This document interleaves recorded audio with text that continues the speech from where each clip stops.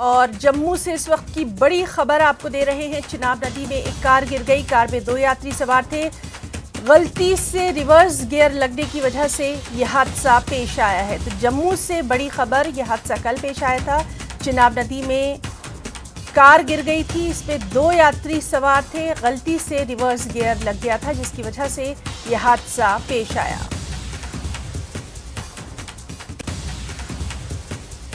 तो आपको बताएं कि ये वो तस्वीरें हैं, वो दिल दहला देने वाली तस्वीर, जब बहुत ऊंचाई से दरियाए चिनाब में ये कार गिरी और इसमें 2 यात्री सवार थे। गलती से रिवर्स गियर लग गया था, जिसके बाद ये हादसा पेश आया। हालांकि फौरी तौर पर जो वहाँ रेस्क्यू टीम थी और वहाँ पर जो लोकल्स थे, स्थानीय लोग थे, मकामी लोग थे, उन्होंने तुरंत रेस्क्यू की कोशिश की थी और उसके बाद ये खबर आई। किश्तवाड़ से भी एक बेहद अफसोसनाक खबर आई। किश्तवाड़ के द्राबशाला में रेटल हाइड्रो पावर प्रोजेक्ट स्थल पर लैंडस्लाइडिंग की घटना पेश आई, जिसमें एक जेसीबी ड्राइवर समेत 4 लोगों की मौत हो गई, जबकि अन्य 6 घायल बताए जा रहे हैं। घायलों को जीएमसी डोडा में भर्ती कराया गया है। Deputy commissioner Kishtwar doctor Divansh Yadu ने रेड क्रॉस से मरने वालों के परिवार को प्रति व्यक्ति 1 लाख रुपए देने की घोषणा की है।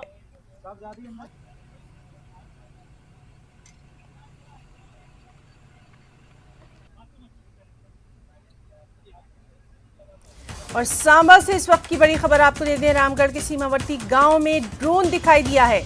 पाकिस्तानी ड्रोन की हलचल देखी गई है। रामगढ़ सेक्टर में अलर्ट जारी कर दिया गया है। बड़े पैमाने पर तलाशी अभियान भी जारी है। एसओजी सांबा और सीआरपीएफ की तरफ से ये अभियान जो है ये किया जा रहा है। तो सांबा से इस वक्त की बड़ी खबर, रामगढ़ के सीमावर्ती गांव में पाकिस्तानी ड्रोन की हलचल देखी गई है। रामगढ़ सेक्टर में अलर्ट जारी कर दिया गया है। बड़े पैमाने पर तलाशी अभियान भी जारी किया गया है। एसओजी सांबा और सीआरपीएफ की तरफ से ये अभियान जो है ये यहाँ पर तलाशी अभियान चलाया जा रहा है। तो पूरे मामले पर हमारी नजर बनी हुई है। पाकिस्तानी ड्रोन की हलचल रामगढ़ के जो सीमावर्ती इलाके हैं, बॉर्डर से सटे हुए गांव हैं, वहां पर दिखाई दिया और इसको देखकर एसओजी सांबा और सीआरपीएफ की तरफ से तलाशी अभियान भी लगातार जारी है। अभी वहां पर क्या कुछ सूरत हाल है, इसके ताल्लुक से भी लगातार अपडेट हम आपको देंगे। फिलहाल जो पाकिस्तानी ड्रोन की हलचल देखी गई है और उसके बाद यहां पर सिक्योरिटी के पुख्ता बंदोबस्त।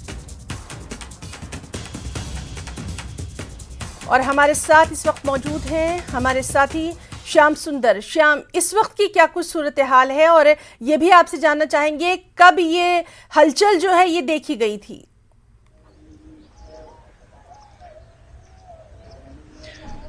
बिल्कुल हिना, मैं आपको बता दूं, हम उसी क्षेत्र में खड़े हैं, सीमावर्ती क्षेत्र सांबा में और रामगढ़ सेक्टर में। आप ठीक मेरे पीछे आप देख सकते हैं इस जो ये आप बात करें तो सीमावर्ती क्षेत्र जो है वो बिल्कुल, अगर बॉर्डर की बात करें, फेंसिंग की बात करें, जहां से लगभग 3 से 4 किलोमीटर यहाँ पे और बिल्कुल एरिया को खंगाला जा रहा है। सुबह से ही लगातार जो एसओजी की टीम सांबा की है, स्पेशल ऑपरेशन ग्रुप जो जम्मू कश्मीर पुलिस का है, उसकी तरफ से, साथ में सीआरपीएफ के जवानों की तरफ से यहाँ पे पूरे इलाके को लगातार खंगाला जा रहा है। और आपको ये मैं बताते चलूँ, आप ठीक मेरे पीछे देख रहे होंगे किस तरह से जो सुरक्षा बलों का वो सर्च ऑपरेशन जहाँ पे लगातार सुबह से ही जारी है। अगर हम बात करें रात की, तो रात के 10 बजे के करीब जो ड्रोन की मूवमेंट है वो इसी इलाके में देखी गई है।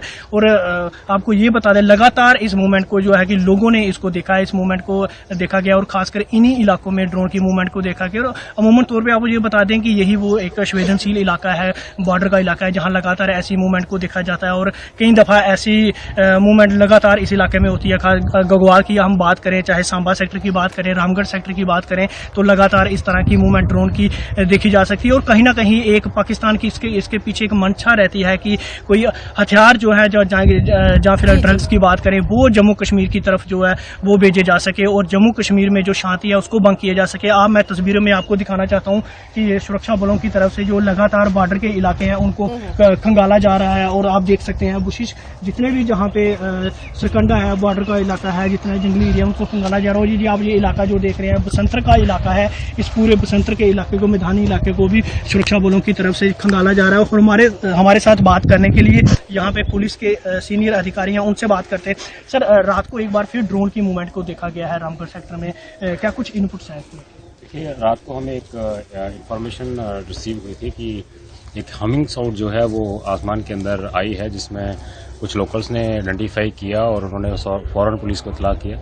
हमारी जो टीमें हैं वो फौरन उस एरिया में जाती हैं, जो कुलियाँ का एरिया है और इससे सटा हुआ चक दयाला का एरिया जो है, हम लोगों ने टीमें भेजी हैं और रात को जो है वो सर्च ऑपरेशन कंडक्ट किया गया। एएनएस जो है हो सकता है कोई ड्रॉपिंग या नारकोटिक्स या आर्म्स एंड का कर सकते हैं, उसके ही मद्देनजर जो है सुबह हम अर्ली इन द मॉर्निंग जो है एक सर्च ऑपरेशन चला रहे हैं, जो अभी चल रहा है, जो अभी चक दयाला से शुरू हुआ है। बिल्कुल, अगर रात की बात करें तो रात को जिस तरह कितने देर तक इसकी मूवमेंट को ऑब्जर्व किया गया और रात से ही क्या सिक्योरिटी फोर्सेस अलर्ट है पूरे बॉर्डर पे? जी बिल्कुल, जैसे हमें इतला मिली तो हम इसको सीरियसली लेते हैं और उसके ऊपर हम एक्शन लेते हैं। रात को जो हमारी टीमें जो है वो सक्रिय हो गई, एक्टिव हो गई हैं और सुबह अर्ली इन द मॉर्निंग जो है जिस एरिया में उस आवाज़ को देखा गया था उस एरिया में जो है सर्च ऑपरेशन एक्सटेंसिवली चलाया जा रहा है। तो ये अमूमन देखा जाता है इस इलाके में लगातार इसकी ड्रोन की मूवमेंट देखी जाती है, क्या कुछ मंशा है इसके पीछे? देखिए, एएनएस जो है वो अमन और शांति में खलल पैदा करने के लिए जो है आर्म्स एंड एम्यूनिशन की ड्रॉपिंग जो है वो ड्रोन द्वारा करते रहते हैं, जिसमें नारकोटिक्स भी शामिल है। रिसेंटली हमें कुछ केसेस आए हैं जिसमें ऐसा पाया गया है कि उन्होंने ड्रोन ड्रॉपिंग कराई है इन एरियाज़ में, तो हम इसको सीरियसली लेते हुए जो है इन एरियाज़ को सेंसिटाइज करते हैं, सर्च करते हैं और पब्लिक से मिलते हैं और जो भी अनअटेंडेड एरियाज़ होते हैं, अनअटेंडेड जो हाउसेस हैं उनको सर्च करते हैं और लोगों को भी कॉन्फ्रेंस में लेते हैं, उनको गाइड भी करते हैं, ड्रोन भी दिखाते हैं और उनके क्या यूजेस हो सकते हैं उनके बारे में अवगत कराते हैं, अवेयर करते हैं। और ये अभी जो है उसी के मद्देनजर जो है जो रात को ये इंसिडेंट हुआ उसी के मद्देनजर जो है ये सर्च ऑपरेशन अभी। श्याम सुंदर आपके साथ जो ऑफिसर मौजूद हैं उनसे जरा ये जरूर आप पूछिए कि लोकल्स का इसमें कितना अहम रोल होता है पुलिस को बाखबर करने में, पुलिस को इत्तला देने में, क्योंकि हमने देखा है कि ड्रोन के मुतालिक लगातार कई तरह के जानकारी कैंप भी वहां पर लगाए जा रहे हैं। बिल्कुल, हमारे एंकर आपसे जानना चाहते हैं कि वो पूछ रहे हैं कि लोकल्स का कितना ताउन रहता है आपके साथ और कितनी मदद मिलती है इन चीज़ों को देखने के लिए, और काफ़ी समय देखा भी किया कि आपकी तरफ से कैंप लगाए जाते हैं।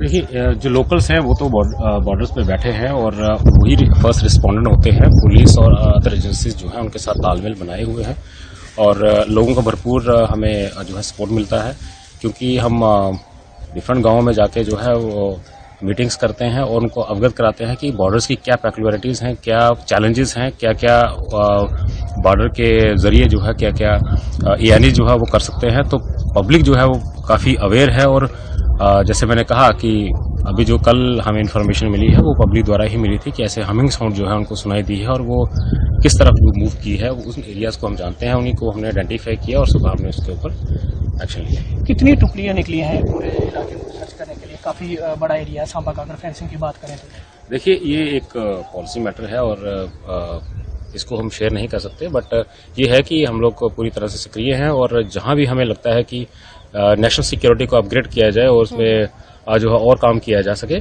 हम डिफरेंट एजेंसीज के साथ जो है तालमेल बनाते हुए, कोऑर्डिनेशन बनाते हुए जो है वो लगातार काम करते हैं। जी हिना।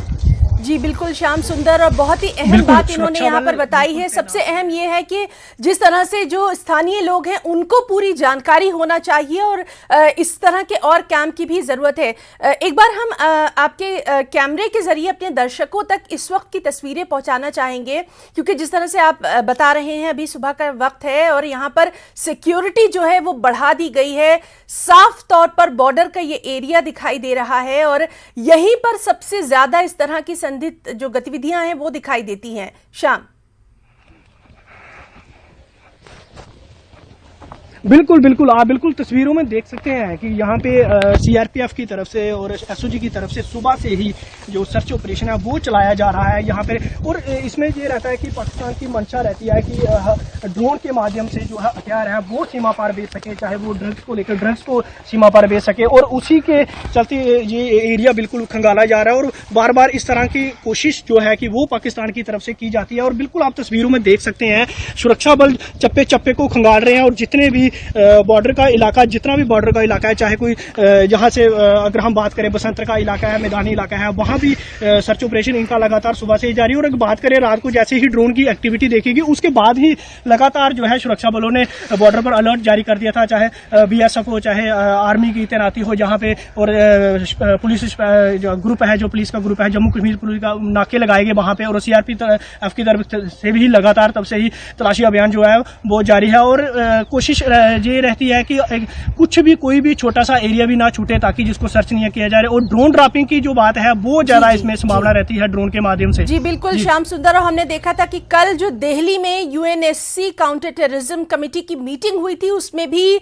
विदेश मंत्री एस जयशंकर ने इसी बात को लेकर अपनी तशवीश का इजहार किया था। और लगातार इस अहम खबर पर हमारी नजर बनी रहेगी। श्याम सुंदर, आपका और आपके साथी का बहुत बहुत शुक्रिया तमाम तस्वीर हमारे दर्शकों तक पहुंचाने के लिए। एक और अहम खबर, यूएनएससी काउंटर टेररिज्म कमेटी की दिल्ली में अहम बैठक हुई। इस बैठक को विदेश मंत्री एस जयशंकर ने संबोधित किया। आतंकवादियों द्वारा ड्रोन के दुरुपयोग बढ़ने पर उन्होंने यहां चिंता जताई। बैठक में रूस, अमेरिका और चीन सहित 15 देशों के प्रतिनिधियों ने भाग लिया। That the council is holding this special एक तरफ जहां भारत पाकिस्तान नियंत्रण रेखा पर जारी संघर्ष विराम से नियंत्रण रेखा से सटे क्षेत्रों के लोग राहत की सांस ले रहे हैं, वहीं इन दिनों क्षेत्र में शांति का असर पुंछ नगर में भी साफ तौर पर नजर आ रहा है। नगर में पुलिस नदी से कुछ दूरी पर लगाए गए सर्कस में देर रात तक हजारों की संख्या में महिलाएं, पुरुष और बच्चे सबसे ज्यादा मौज मस्ती करते नजर आए। उन्होंने वहां पर खरीदारी भी की और लजीज व्यंजनों का लुत्फ भी उठाया। साथ ही साथ विभिन्न प्रकार के झूलों में सवारी भी की। महिलाओं का कहना यही रहा कि कोविड के बाद इस प्रकार मनोरंजन का साधन उपलब्ध हो जाने से हमारे बच्चे बेहद खुश हैं।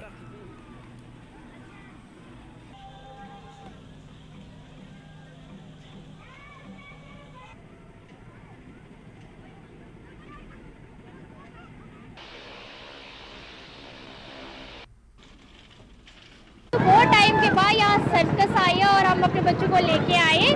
यहाँ बॉर्डर एरिया के पे जब से ये गोलाबारी बंद हुई है उसके बाद ये सर्कस लगी है, तो यहाँ का बहुत अच्छा ही सिस्टम है और बच्चे भी इंजॉय कर रहे हैं। बड़े दिनों के बाद यहाँ पे सर्कस लगा है, हम बच्चों के साथ यहाँ पे आए, बहुत इंजॉय कर रहे हैं बच्चे। और जहाँ तक तो पहले ये कोविड की वजह से तो यहाँ पहले हुआ नहीं इतनी देर से, काफ़ी 2 साल कोविड रहा, अब ये 2 साल के बाद सर्कस लगा और यहाँ पे बच्चे आए। मैं सभी से यही बोलना चाहती हूँ कि सारे पुंछ मतलब जितने भी हैं लोग यहाँ पे आए और यहाँ पे एंजॉय करें। ये कोविड के बाद हमने अभी लगाई है, पहले भी लगाते थे लेकिन इतना अच्छा रिस्पांस नहीं मिलता था जितना अब मिल रहा है।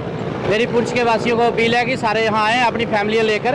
यहाँ पे खाने पीने का सामान, दुकानें, घर की सामान, सब जरूरत के सामान मिलते हैं। झूले वगैरह बच्चों के लिए, बड़ों के लिए, सबके लिए झूले वगैरह हैं, यहाँ पे मनोरंजन है। और इस वक्त की एक बेहद अहम खबर आपको दे दें, इंटरनेशनल न्यूज़ है। सियोल की हैलोवीन पार्टी में मातम पसर गया है। आपको बताएं कि कल ये दर्दनाक खबर आई थी कि सियोल में एक हैलोवीन पार्टी मनाई जा रही थी जिसमें 149 लोगों की अब तक मौत की खबर है, 100 से ज़्यादा घायल हैं। दक्षिण कोरिया की राजधानी सियोल की ये घटना बताई जा रही है। तो इस वक्त की बेहद अहम खबर और सबसे अहम बात यह है कि इसमें ज़्यादातर लोगों को कार्डिक अरेस्ट आया था, यानी कहीं ना कहीं उनको ये दिल का दौरा पड़ा और उसी के बाद ये खबर आई। हालांकि जो वहाँ की अथॉरिटीज़ थी उन्होंने फ़ौरन CPR भी दिया है और लगातार लोगों को बचाने की जो है वहाँ पर कोशिश की गई। जो CCTV फुटेज इस दर्दनाक हादसे का सामने आया वो काफ़ी शॉकिंग रहा और मास कार्डिक अरेस्ट इसको बताया जा रहा है। सियोल से, साउथ कोरिया से, और फौरी तौर पर ही कई लोगों की मौत की इत्तला जो है वो इसमें आ गई थी। और इस वक्त की सबसे बड़ी खबर यही है, और इससे अहम खबर से मुताल्लिक़ जो तमाम तर अहम जानकारी है वो भी हम आपको देते रहेंगे। आप तस्वीरों में साफ तौर पर देख सकते हैं कि किस तरह से 7 लोगों को कार्डिक अरेस्ट आया था, और ये बेहद तशवीशनाक बात है। और अभी तक की जो इत्तलात हैं उसके मुताबिक 149 लोगों की दर्दनाक मौत हो चुकी है, 100 से ज़्यादा घायल बताए जा रहे हैं। दक्षिण कोरिया की राजधानी सियोल में ये हैलोवीन पार्टी मनाई जा रही थी, जो पार्टी जो है अचानक मातम में तब्दील हो गई, भगदड़ मची, और उसके बाद अचानक कई लोगों को कार्डिक अरेस्ट आया, और उसके बाद लगातार दर्दनाक मौत की खबर आई। तस्वीरों में साफ तौर पर देख सकते हैं आप कि किस तरह से बचाने की कोशिश जो है वहां पर की गई। जम्मू कश्मीर वक्फ बोर्ड ने किराए में बढ़ोतरी को लेकर नोटिस जारी कर दिया है। वक्फ बोर्ड के किराएदारों ने किराए में वृद्धि की निंदा की है। जम्मू में किराएदारों ने विरोध प्रदर्शन किया है, फैसला वापस लेने की मांग की है। प्रदर्शनकारियों का कहना यही था कि पहले 3 साल में किराए में 5 से 10% की बढ़ोतरी की गई, लेकिन अब वक्फ बोर्ड ने किराए में 15% की बढ़ोतरी कर दी है। इस बीच वक्फ बोर्ड के सदस्य सुहेल काजमी का कहना है कि वक्फ बोर्ड ने पिछले 15 साल से किराए में कोई इजाफा नहीं किया है। मौजूदा हालात को देखते हुए अब ये किराया बढ़ाया गया है। वक्फ डिपार्टमेंट ने जो किराया ले रहे हैं आम रूटीन में उससे 1500 टाइम जो है किराया ज़्यादा लिया है, नोटिस दिए हैं। तो अगर लोगों ने अप्रोच किया कि अगर आप ये जो है किराया नहीं दोगे तो हम आपकी दुकान इविक्ट करेंगे, इसीलिए से आज प्रोटेस्ट किया रहा है। जो 40 साल से 45 साल से जो लोग जो यहाँ पर रोज़गार में दुकान कर रहे हैं, तो इन लोगों की डिमांड यही है कि ये जो काला कानून की तरफ से हमें ये इशू किया है इसको वापस लिया जाए। आज से पहले 25-30 साल पहले प्रीमियम दिया है, प्रीमियम जाके फिक्स किराया 1000 रुपया हुआ है, कहीं को 2000 है, उनको सीधा आया है 15000। तो एक बंदे को 36,000 रुपये किराया आया है महीने का, वो क्या देगा? पहले कितना देता? वो पहले देता कि 4000, 36,000। 3 साल में 5% किराया बढ़ाते थे, कहीं को साल में 10%। ये था 10-15 साल से रिव्यू नहीं हुए थे, तो वो जब लास्ट बोर्ड मीटिंग हुई थी तो उसमें रिव्यू करके तो थोड़ा सा उसमें इजाफा किया था आजकल के प्रिवेलिंग मार्केट रेट्स को देखते हुए। बोर्ड किसी को दबाने के लिए काम नहीं करेगा। बोर्ड तो एक ब्रिज है कि लोगों को राहत दे, लोगों की जो काम है, प्रोफेशन से वो फले फूले। लेकिन अगर कहीं कोई प्रॉब्लम उनको आई है तो उसको जरूर रिव्यू किया जाएगा। उनका सजेशन भी इनकॉर्पोरेट करता हूँ, और जब भी मीटिंग होगी बोर्ड मीटिंग के बाद उनसे प्रॉपर मीटिंग होगी, उनकी सहूलियात को भी मद्देनजर रखा जाएगा, और बोर्ड की फंक्शनिंग को भी ठीक ठाक किस तरह से चलना है उसको भी मद्देनजर रखा जाएगा। एक कॉमन कंसेंसस पे उनका जो है जो भी मसला है उसको हल कर देंगे। जम्मू कश्मीर उच्च न्यायालय के मुख्य न्यायाधीश अली मोहम्मद मागरे ने उच्च न्यायालय के परिसर में ई सेवा केंद्र और ई फाइलिंग हेल्प डेस्क काउंटर का उद्घाटन किया। इस अवसर पर chairperson IT community justice Sanjeev Kumar और अन्य भी मौजूद रहे। अनूप कुमार शर्मा ने इस मौके पर कहा कि ई फाइलिंग हेल्प डेस्क काउंटर से वकीलों और लोगों को काफ़ी मदद मिलेगी। हेल्प डेस्क काउंटर के माध्यम से फिजिकल फाइलिंग से ई कोर्ट में पूरी पारदर्शिता आएगी।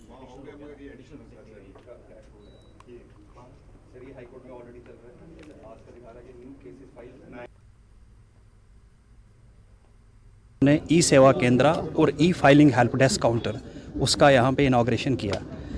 ई सेवा केंद्र में जितने भी ई कोर्ट्स प्रोजेक्ट के इनिशिएटिव्स हैं, उन इनिशिएटिव्स तक कैसे इजीली एक लॉयर या लिटिगेंट उनका फ़ायदा ले सके, उनका यूज़ कर सके, वो सारी फैसिलिटी जो है ई सेवा केंद्र पे हेल्प अवेलेबल होगी।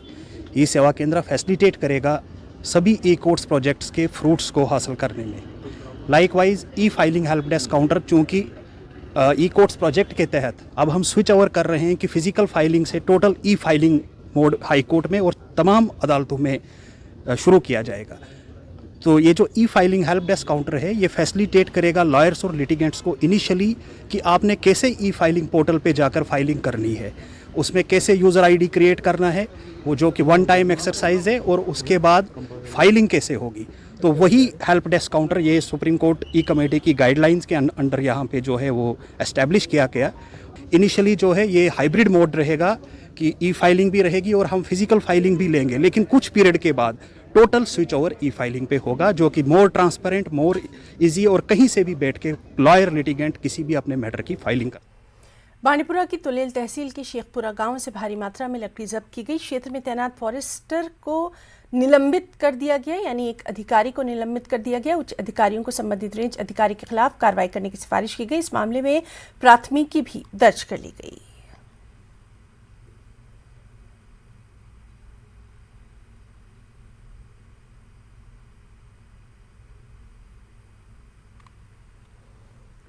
गांदरबल में फल उत्पादक निराशा की स्थिति में हैं, क्योंकि कई बाजारों में फलों की मांग बहुत कम है, जिससे किसानों को सबसे ज़्यादा नुकसान का सामना है।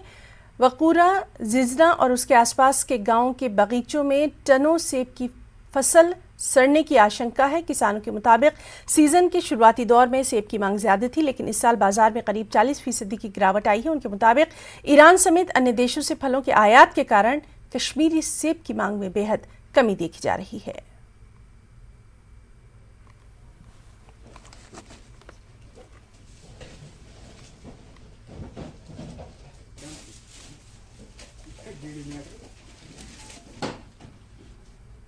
क्रॉप इस साल है, लेकिन ये क्रॉप सारा ज़ाया हुआ है, क्योंकि कोई पॉलिसी मार्केट की है ही नहीं अवेलेबल अभी तक इस सेक्टर के लिए। तो हम आपकी वसादत से LG इंतज़ामिया से अदबन एहतरामन ये गुजारिश करते हैं कि इस सेक्टर की तरफ से ज़्यादा तवज्जो दिया जाए, क्योंकि ये हमारा बैकबोन है। इस साल मेवा ज़्यादा था, फ्रूट ज़्यादा था, उस साल गाड़ियों की दिक्कत रही, जिससे बाड़ा भी बढ़ गया। बस यही दिक्कत, ज़्यादा दिक्कत इसी की वजह से। आगे मंडियों की खपत उतनी नहीं होती थी, 10-20 गाड़ियाँ एक ही दिन पहुँची मंडी में, उस वजह से मार्केट पूरा गिरा हुआ है। कुपवाड़ा जिले के हंदवाड़ा खनाबल में सड़कों और नदियों की साफ सफाई न होने के कारण लोगों को काफी परेशानी है। लोगों ने उपायुक्त कुपवाड़ा और नगर समिति हंदवाड़ा से इस मामले में हस्तक्षेप की अपील की है।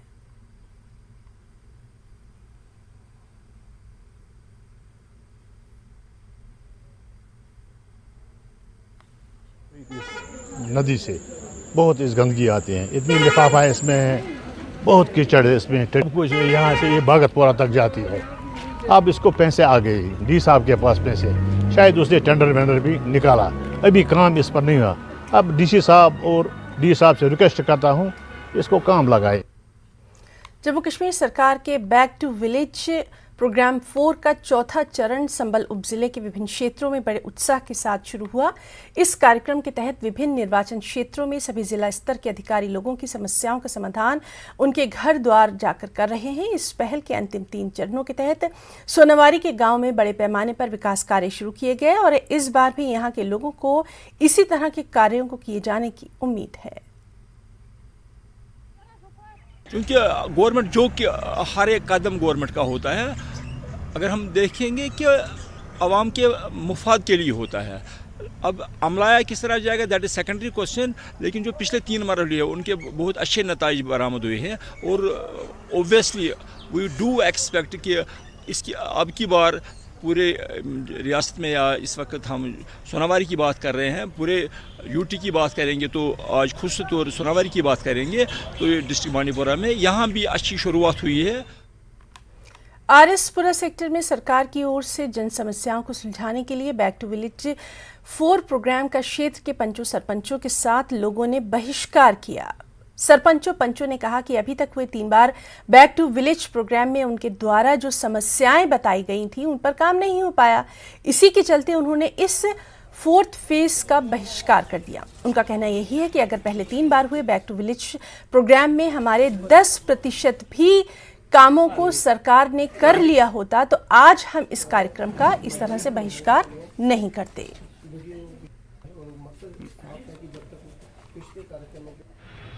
उन पंचायतों में इसलिए चल रहे हैं उनके काम हुए होंगे फिर, ठीक है ना। चाहे तो वो सरपंच हैं जो वो अपनी जनता को धोखा दे रहे हैं, ये सच्ची बात है। हुए तो ग्राउंड लेवल पे किसी का भी काम नहीं हुआ किसी पंचायत में भी, फिर भी और अपनी जनता को धोखा क्यों दे रहे हैं सरपंच? इसलिए उनको वोट दिए लोगों ने। क्यों वोट दिए? कि हमारे बारे में सोचेंगे। हमारे लोग भी तो घर में हैं, हम आए हैं इधर, लोगों के काम नहीं हुए हैं और हमने सड़कें रखी थी, रोड रखे थे, जो अपनी डिमांडें थी, प्रॉब्लम थी, हमने बताई थी, एक भी काम नहीं। खबरों में फिलहाल इतना ही। नमस्कार।